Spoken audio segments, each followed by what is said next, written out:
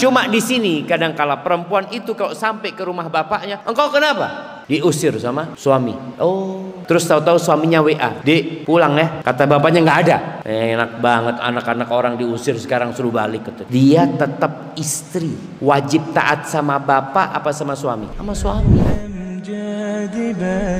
Ahsanallahu ilaikum ya Ustadz. Apakah suami berkata pulanglah kamu ke rumah orang tuamu sudah jatuh talak? Tergantung niatnya suami. Jadi ucapan tolak itu ada dua. Ada yang sorry, ada yang kinayah. Sorry itu artinya ungkapan yang tidak ada makna lain kecuali cerai. Seperti anti tolik, engkau aku ceraikan, engkau aku talak. Nggak ada sudah. Nggak ada kemungkinan dimaksudkan dengan yang lain. Tapi kalau ungkapannya itu seperti pulanglah engkau ke rumah orang tuamu, maka ini butuh niat. Kalau yang pertama nggak butuh niat. Suami mengatakan aku ceraikan engkau, nggak butuh niat. Aku tadi main-main, aku tadi cuma bergurau, talaknya jatuh. Tapi kalau mengatakan pulanglah engkau ke rumah orang tuamu, tergantung niatnya. Kalau niatnya dia hanya mengusir karena sakit hati, karena marah, maka tidak jatuh cerai. Kan ada nggak? Anu cuma males ngelihat dia. Sana pulanglah engkau lah. Aku mau cari ganti.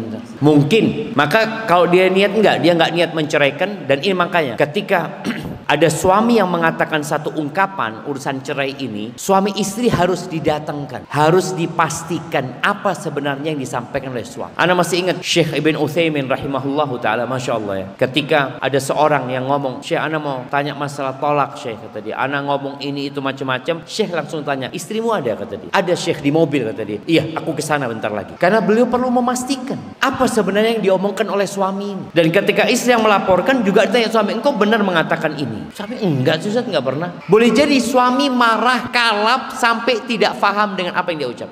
Ada. Didengarkan dari kedua belah pihak. Tapi kalau kayak gini butuh niat. Kalau benar suami, "Iya Ustaz, anak usir dia Ustaz supaya pulang ke rumah orang tua." Engkau niat nyeraikan? Enggak, berarti enggak jatuh cerai. Cuma di sini kadangkala perempuan itu kalau sampai ke rumah bapaknya, engkau kenapa? Diusir sama suami. Oh, terus tahu-tahu suaminya WA, "Dek, pulang ya." Kata bapaknya nggak ada.